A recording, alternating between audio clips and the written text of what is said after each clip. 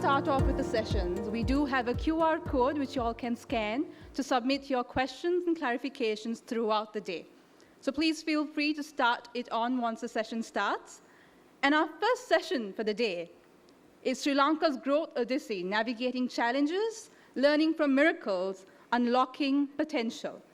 Our speaker, Dr. Chandranath Amarasekara, Assistant Governor at the Central Bank of Sri Lanka, will provide us with a macroeconomic outlook for Sri Lanka, discussing both the challenges and opportunities that lie ahead as the country navigates its path to sustainable economic growth.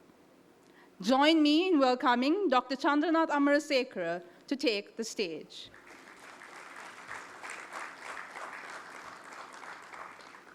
Thank you very much for the invite, Advocata, and very good morning to all of you. And I'm going to talk to you, as said earlier, on Sri Lanka's Growth Odyssey, Navigating Challenges, Learning from Miracles, and Unlocking Potential. Before I start, here's a little disclaimer. The views expressed may not necessarily represent the view of the Central Bank of Sri Lanka. And second, and most important, the Central Bank of Sri Lanka's mandate is maintaining price stability and financial system stability, and its role in the growth process is only as a facilitator rather than the responsible agency for growth. Just to substantiate what I said second, let me quote our first governor, John Exter. He said in 1950 that the bank does not itself produce goods and services, but it should, by creating the right monetary conditions, enable the country to do so. Let me also quote our current governor, Dr. Veerasinghe. Just a few days ago, he said in an interview that the central bank cannot drive growth, and the central bank can only facilitate growth by maintaining stability. That is why a country that needs to grow faster needs to have an independent central bank that should be able to maintain stability in both prices and financial system. This is the foundation for growth. So with these disclaimers and clarifications, let me get back to my presentation. So where were we at the time of independence and where we are now? So at the time of independence, Sri Lanka's economy was an economy of US dollars 1 billion or less. And per capita GDP was less than US dollars 120. The agriculture sector was large, 46.3%, industry sector 19.6%, and services sector 36.9%. By 2023, the size of the Sri Lankan economy was 84.3 billion US dollars. Per capita GDP was 3,830 US dollars. And the agriculture sector was around 8.8% of GVA, industry sector 27.3%, and services sector 63.9%. So this journey from 1948 to now has definitely not been a linear one. If you look at the chart, which gives the annual growth rates from 1950 to now, you see that there has been quite a lot of volatility, and during those 77 years, we've had 18 years of growth above 6%. Out of that, 5 years have been with growth rates of above 8%. So I think this chart itself shows that Sri Lanka's growth journey has been an odyssey. Look up the definition of odyssey in your dictionaries. And this also shows the stop-go cycles that we have had from the beginning to the end. And we have come a long way since independence, but we have not been able to sustain high growth due to various reasons. Often, high growth episodes have been achieved through fiscal or monetary stimulus or both, and have triggered balance of payments difficulties and high inflation, followed by growth slowdowns. So that's what this history is all about. But where would we like to go? That is the more important question, I think. Sri Lanka is right now recovering from its deepest economic crisis. And we have been able to stabilize the economy to a great extent, and we think that it is time for Sri Lanka to increase its focus on strategies to achieve sustained high growth. Look at the chart, you see that there's a lot of catching up to do. If you take the trend of 2015-2021 GDP, we are still below that trend, and there is a few more quarters or years to go before we catch up. All depends on the growth rate. If you take the trend between 2015 and 2019, there is quite a lot of catch up to do. It will take a few years. From the central bank side, with inflation under control, monetary policy has been eased, facilitating the recovery process. So essentially, the message here is that from the central bank side, we are, given inflation is low, we are supporting growth through monetary policy at the moment. Interest rates, which were quite high, which had to be hiked during the crisis, have been brought down. The treasury bill rates, which were at a peak of, referring to the 91 one-day treasury bill rate, that peaked at 33% in 2022. It is now down to 8.3%. The average weighted prime lending rate, which peaked at around 30% in 2022, is now at about 8.6%. With this, the private sector credit, which showed a contraction and net repayments to the banking system of about 45 billion rupees in 2023, has reversed. Now there is a positive growth, healthy growth of private sector credit, and the growth rate at the end of November of private sector credit was 9.7%. This was about 600 billion rupees. Looking at broad money, the last chart, you see that broad money growth has been stable around 9%, and repayments by the government and the public corporations to the banking system have helped boost private sector credit growth as well. So growth must be accelerated, but we cannot compromise on stability. That is a key message. I will say this again and again. And from our growth odyssey and the recent crisis, we have learned our lessons again and again. Artificial monetary and fiscal stimulus to boost growth cannot be made available, hopefully will not be made available. And growth must come from reforms to improve productivity, efficiency, and competitiveness, and governance reforms as well. Talking about growth, let's look at what the IMF says about our growth trajectory. This is actually from last year. I'm still living in 2024. So these are the projections published by the IMF in the middle of last year. For 2024, the IMF expected 2% growth. For 2025, they are expecting 2.7% growth, 3%, 3.1% over the medium term. Remember those numbers. The central bank, we were slightly more optimistic in 2024 about growth than the IMF. We projected 3% growth, and we did not publish growth projections for the medium term in 2024 because of the heavy uncertainties that were there. So hopefully from this year, we will be publishing our medium-term projections in our annual economic review. The IMF expected 2% growth for 2024. We expected 3% growth, but the actual growth is very likely to be around 5% last year.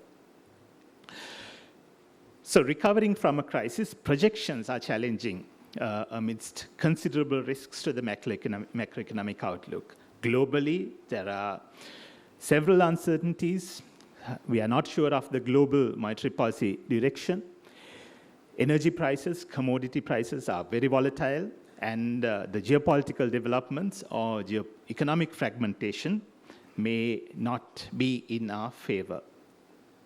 Domestically, there are several near-term challenges as well as longer-term challenges: climate change, unpredictable weather patterns, brain drain, scarring effects of the pandemic, and any derailment of policy reforms all add up to the risks that we have.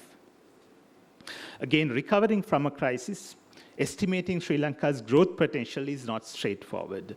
The economic potential is affected by a multitude of factors, and any estimate of the potential is subject to considerable uncertainty, as those estimates would be based on unobserved quantities and on various economic models. In addition, we are constantly going through structural changes, and those would also complicate computing potential GDP of the country. So let's forget the numerical computations for the time being on potential GDP or growth projections. But irrespective of various projections and speculation, what is clear is that the growth momentum must continue and be accelerated in order to catch up, enhance real incomes, generate productive employment, improve debt sustainability, as Murtaza said, and facilitate building buffers to face shocks. So essentially, from the middle income status, we are at the edge of lower middle to upper middle income status right now. And it is essential for us to transit from here to higher middle income levels and high income levels. This transition is, of course, going to be challenging. Evidence shows that graduating from low to middle income is easier than graduating from middle income to higher income levels. This time's World Bank's World Development Report is very, very interesting. It talks about the middle income trap, and the overview is about making miracles. So almost all the middle income countries are facing challenges to this graduation from middle income to high income levels: rising debt, aging population, growing protectionism in advanced economies, increased focus on ethical considerations, including human rights or copyright, and pressures to speed up energy transition due to climate change. They are all the challenges that we would have to face going forward. So, Sri Lankans, we always talk about Singapore. We always wanted to be in the past next Singapore. Singapore is on the top right-hand side of this chart with per capita GDP of 84,734. Sri Lanka is at the bottom left hand of the chart with per capita GDP of 3,830. If we want to become Singapore, growing at 8%, it would take us 41 years. Growing at 6%, it would take us 54 years. Growing at 5%, it would take us 64 years. And growing at 3%, remember the IMF numbers, remember the central bank number for 2024, the projected one, it would take us 105 years. Forget Singapore for the time being. So I told you that we are at the threshold of upper middle income levels, and which is $4,500 per capita. And the high income threshold is $14,000 per capita at the moment.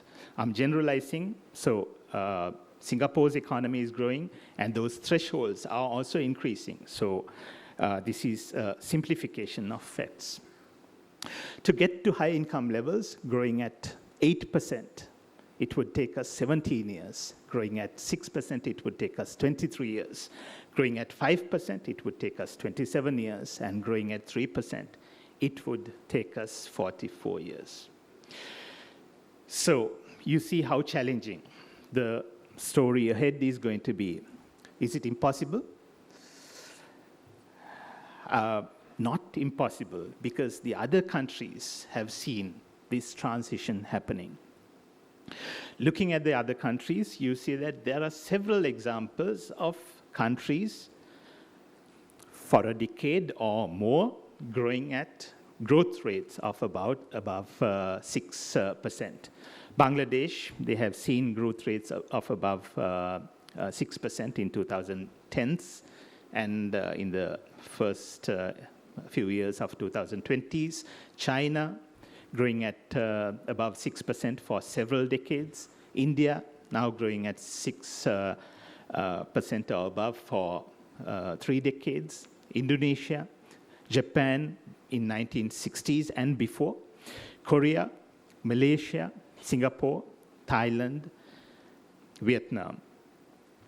So I couldn't highlight the line for Sri Lanka. So considering some of those growth experiences as miracles, we can summarize some common lessons.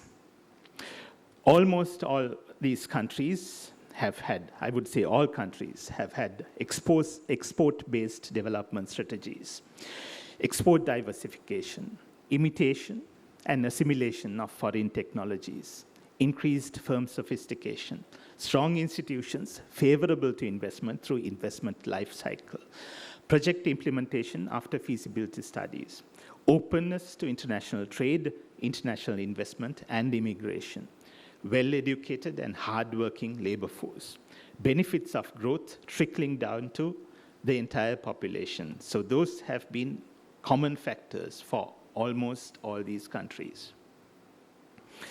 Let's look at some stylized facts. Higher GDP growth correlates with higher trade openness.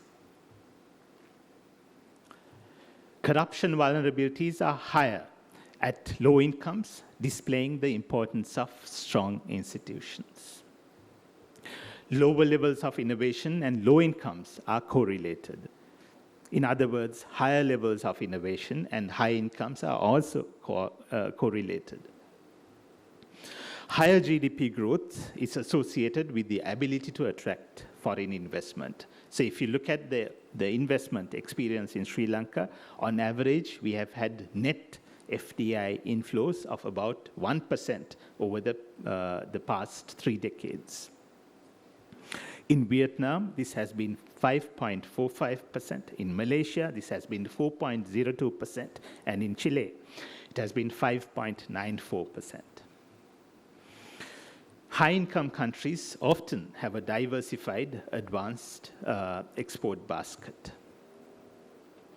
So those are some stylized facts, and learning from these and learning from the factors that I highlighted earlier, we can summarize what we need to do in terms of longer-term growth-supportive structural reforms. So on the business environment, if I summarize, openness is key, diversification is important, innovation is important, and of course, we have to ease the doing business environment. We have to make a business-friendly environment for the private sector to thrive. On aging population, I think Professor Lakshman Dissanayake is talking after me. It is a challenge, and we need to introduce reforms supporting productivity and efficiency given this challenge of aging population. Factor market reforms are key. I think female labor force participation was highlighted. How do we get the educated females into the labor force again? How do we get the issue of underemployment? Given population aging, how do we get the level of underemployment down? How do we get inefficiencies in the public sector down? And let's start the discussion on the public holidays in Sri Lanka. So all those would be important for us in terms of when we have to consider the challenges of aging population and how to tackle those challenges. Digitalization is key to improve our efficiency. On foreign earnings and current account deficits, let's start thinking about comparative advantage. Let's start thinking about diversification. Let's do the necessary nation branding, and let's start thinking about openness. So always we talk about the Export Development Board, whereas in many other countries, I think the focus has been on trade development councils. On education and health, we need structural reforms. We need to enhance competitiveness in those sectors to make sure that a high quality output is produced and given to the general public. Do we need to subsidize education and health fully to everyone, for the rich and the poor alike, or do we have to consider selective subsidization?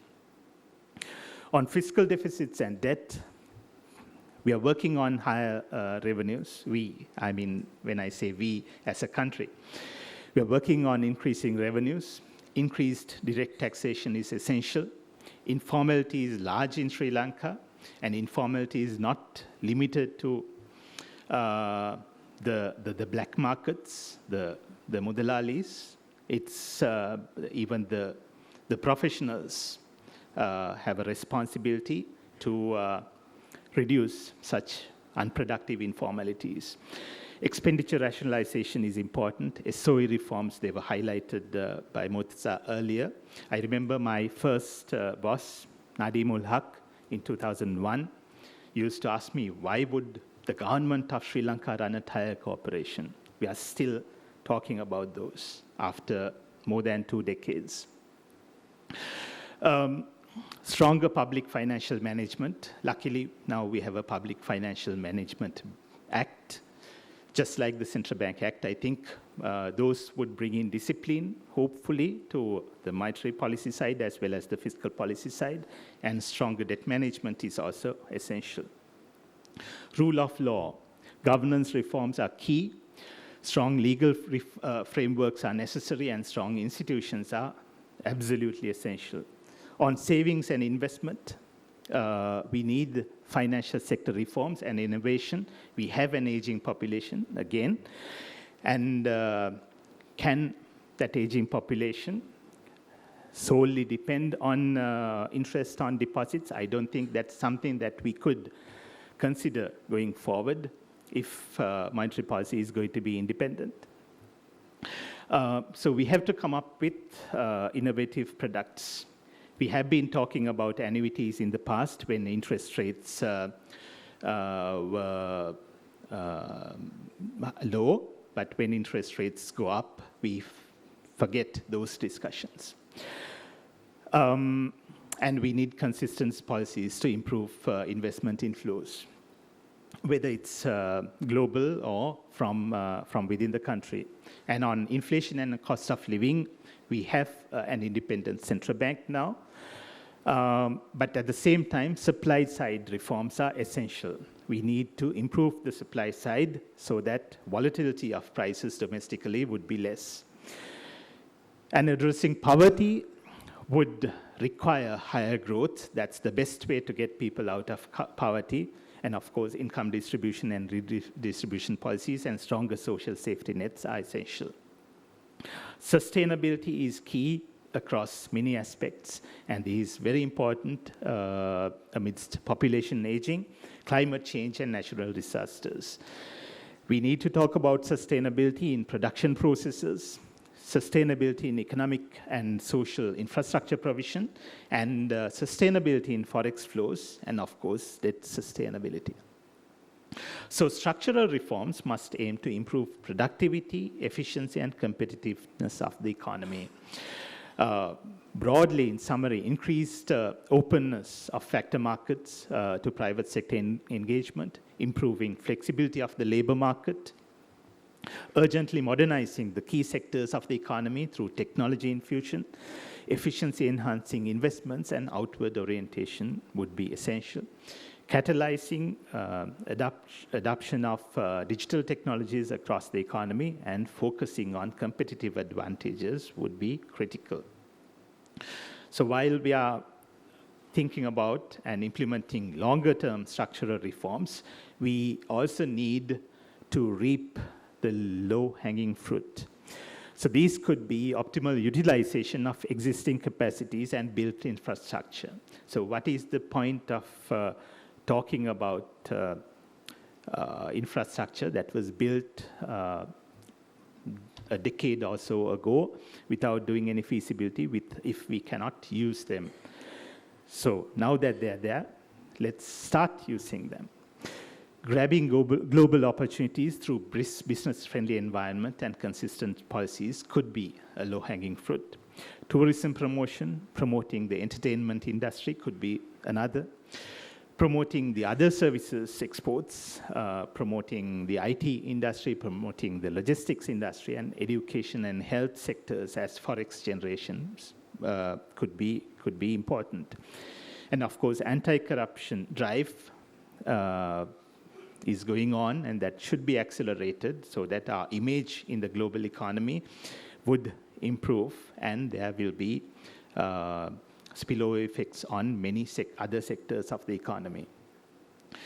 Did I say anything new?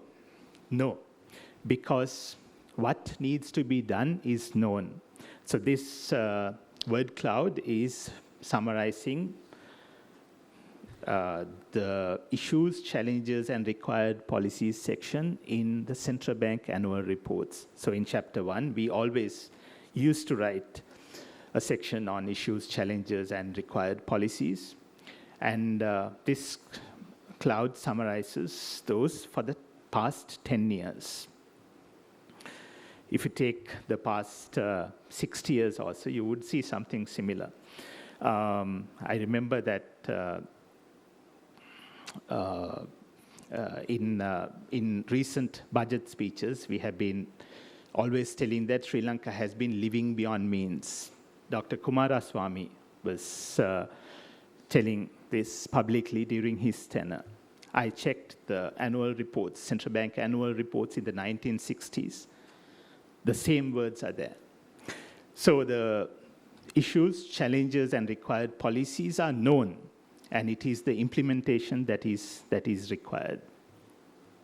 Which way do we go? Do we delay reforms, or do we reform ourselves? That's the critical question.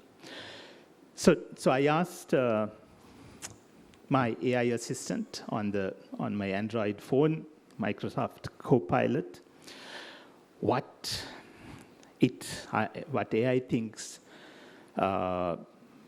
Sri Lanka would look like in 2048 when we complete 100 years of independence, when there are no reforms, and when progress has stalled. And this is what it said.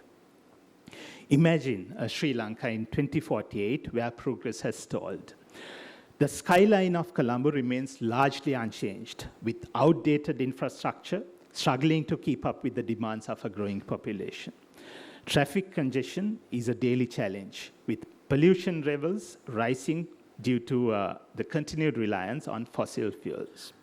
In rural areas, traditional farming methods persist, but without the benefits of modern technology, leading to lower productivity and food insecurity. Coastal regions face severe erosion and flooding due to climate change, with little investment in protective measures. Public services like healthcare and education are underfunded and overstretched, making it difficult for people to access quality care and learning opportunities. The rich cultural heritage of Sri Lanka is at risk, with historic sites deteriorating due to lack of preservation efforts. This vision highlights the importance of sustainable development and innovation to ensure a brighter future for Sri Lanka. So, if we do not reform, this is what would happen. I asked Copilot, generate an alternative future for us if we reform ourselves. This is the artificial intelligence imagination of a vibrant and futuristic Sri Lanka in 2048. These are not my words, these are not my pictures, they are created by AI. There are some spaceships as well. Imagine a vibrant and futuristic Sri Lanka in 2048. The skyline of Colombo is dotted with eco-friendly skyscrapers powered by renewable energy sources like solar and wind. The streets are bustling with electric vehicles and autonomous public transport systems, ensuring a clean and efficient urban environment.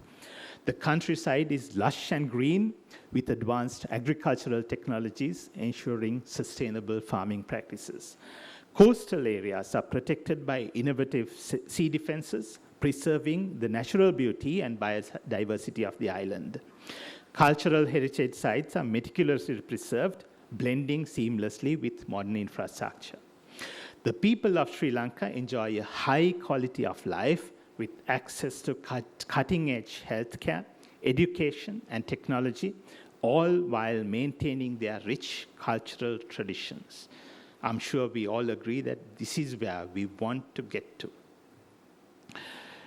So with that, on that optimistic note, let me conclude by summarizing my key messages. Number one, hard-earned stability must be preserved.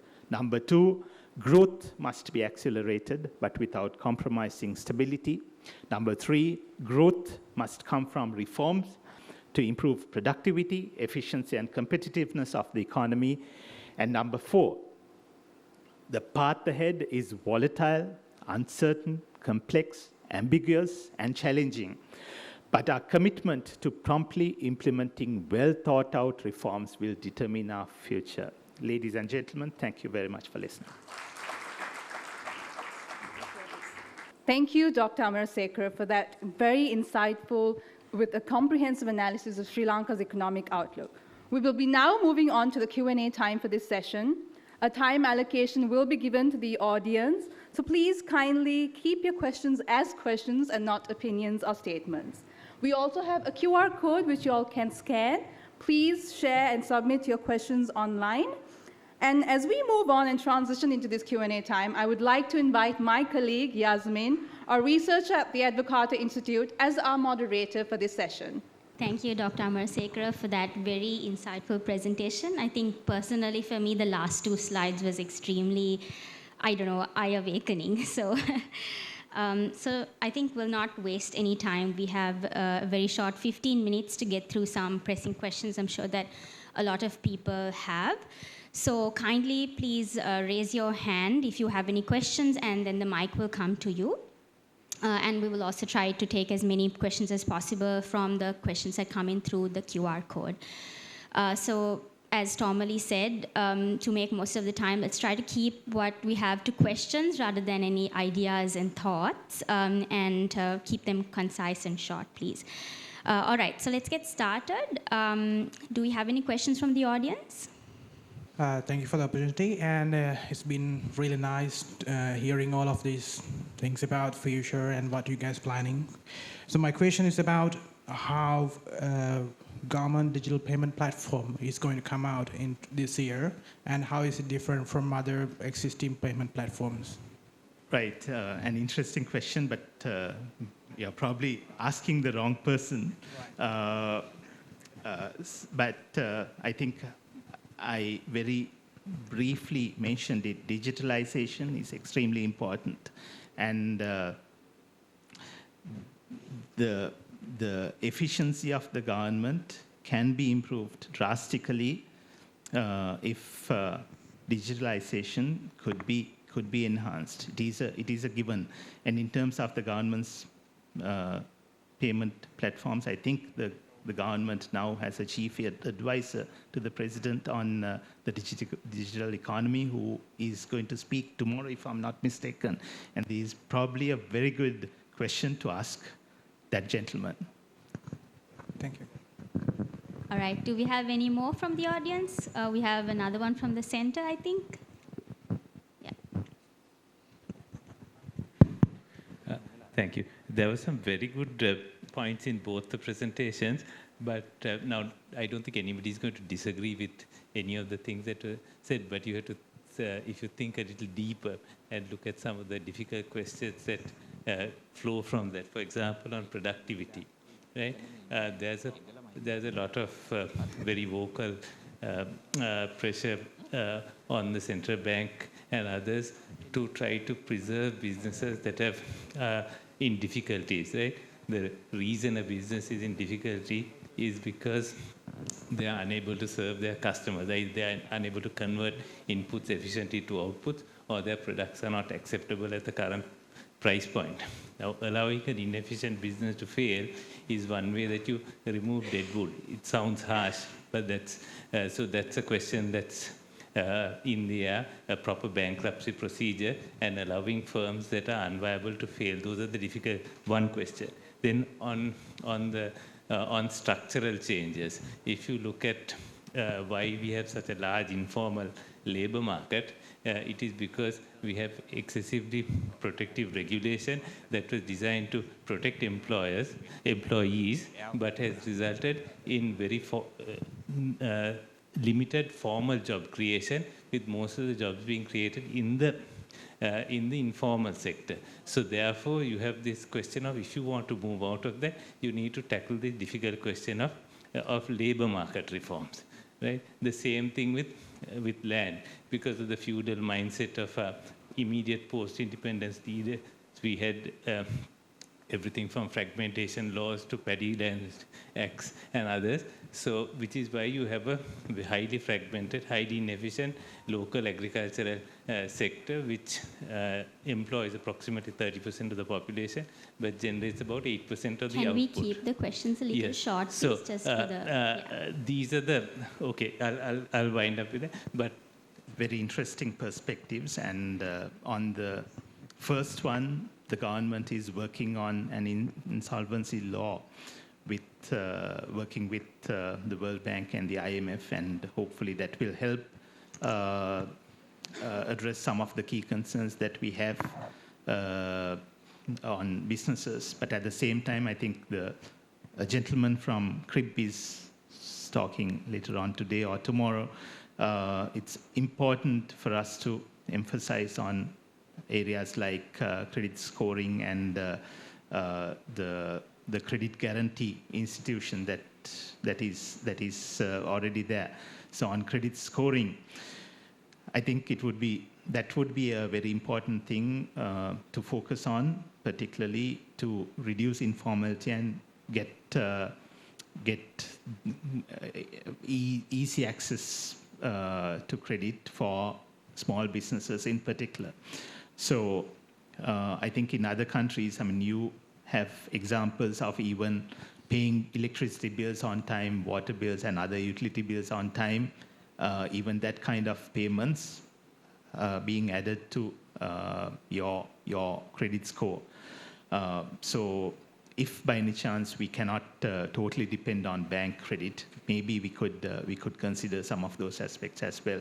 On labor market flexibility, again, I fully agree with what you said.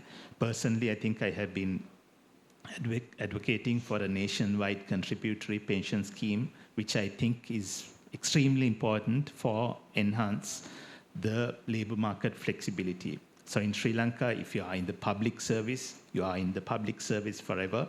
If you're in the private sector, you are in the private sector forever, simply because there are wages. In the public service, you have a pension scheme.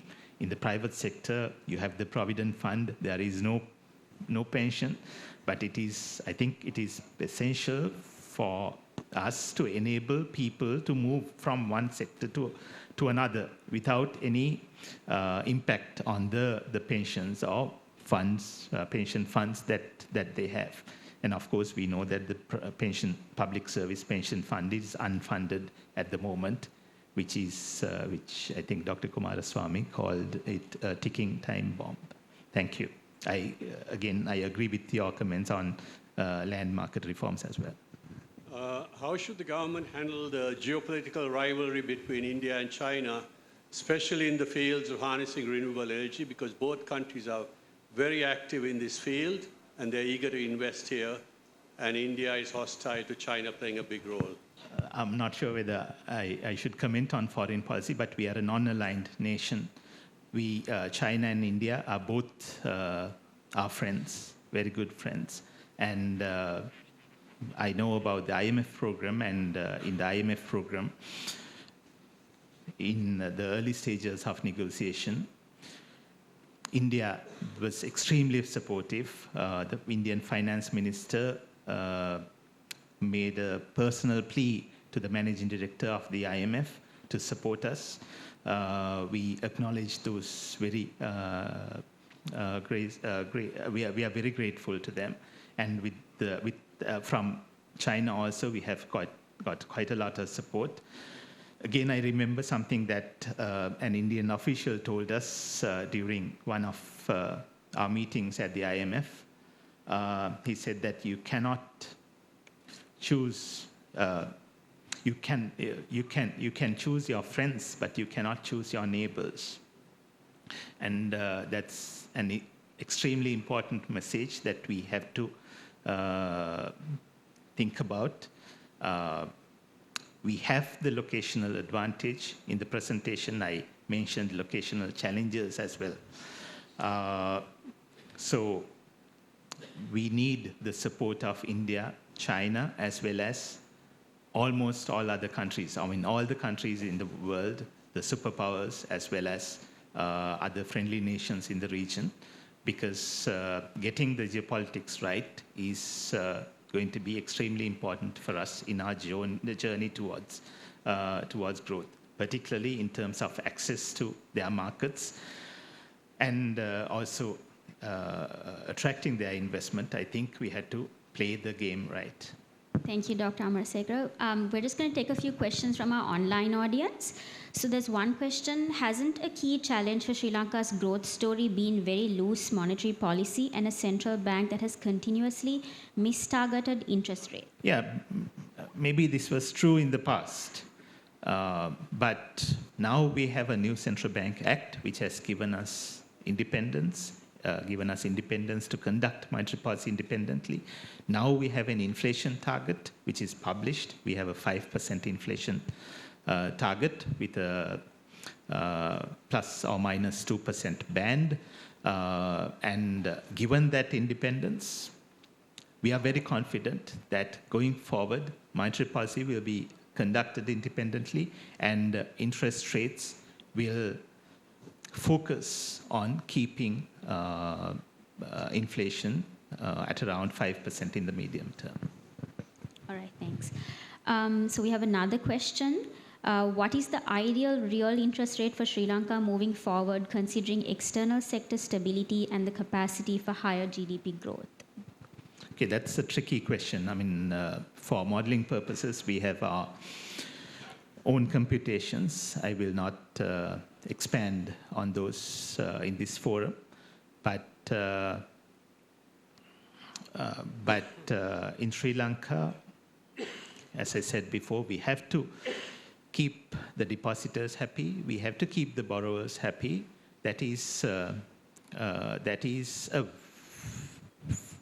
a fine balance between those two, but at the same time, there is a risk premium associated with our interest rates. So our interest rates cannot be as low as the global interest rates. So that risk premium has to be considered, and those are the key considerations that we have. But as long as inflation is maintained at around 5% and inflation expectations are anchored at around 5%, I think we are looking at a low interest rate regime going forward, as long as we can avoid those stop-go cycles that we have seen in the past. Thank you, Dr. Amarasekara. We have just one more, we have like about 2.5 minutes more for this session, so just one more online question, and then let's see how it goes. So moving forward with the IMF program, do you think Sri Lanka is yet to come up with a national economic policy that is focused on growth? Are we lagging behind?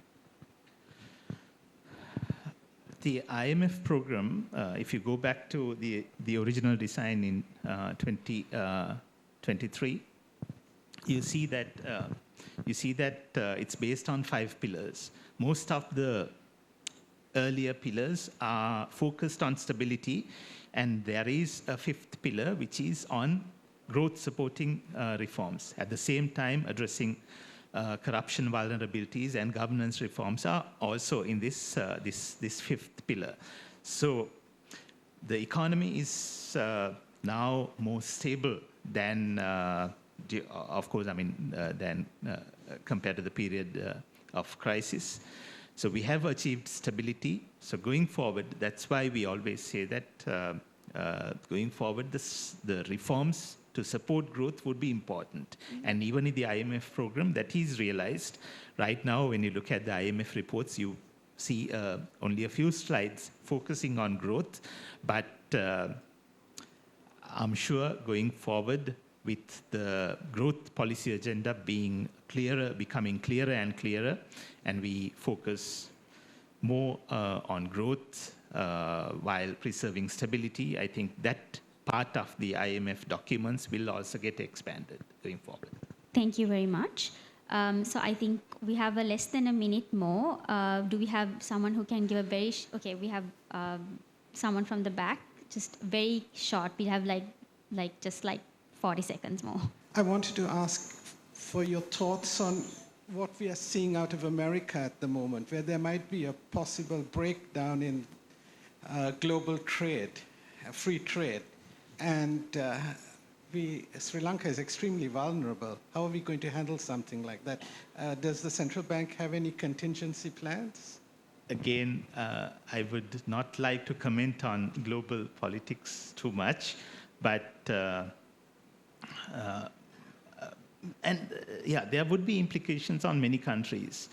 But fortunately or unfortunately, I think Sri Lanka is still at that low-level equilibrium. So the global effects, whatever that happens in the other countries, are felt less in Sri Lanka still.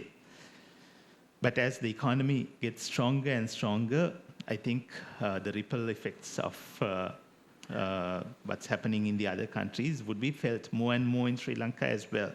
But for the time being, we are not expecting a major impact of those effects on Sri Lanka. But at the same time, I think it is important for us to continue to build buffers like we are doing right now. I mean, you know that at the height of the crisis, we did not have much usable reserves. I mean, we did not have any usable reserves at one point in time.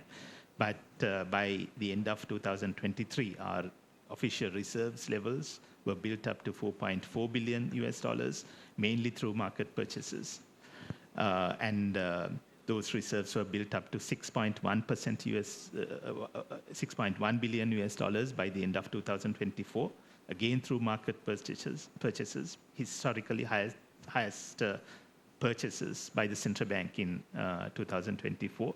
So likewise, we would like to continue those buffers, external buffers as well as fiscal buffers, and also the other policy buffers to be built up so that the economy is stronger and also the buffers are stronger to face this kind of shocks that arise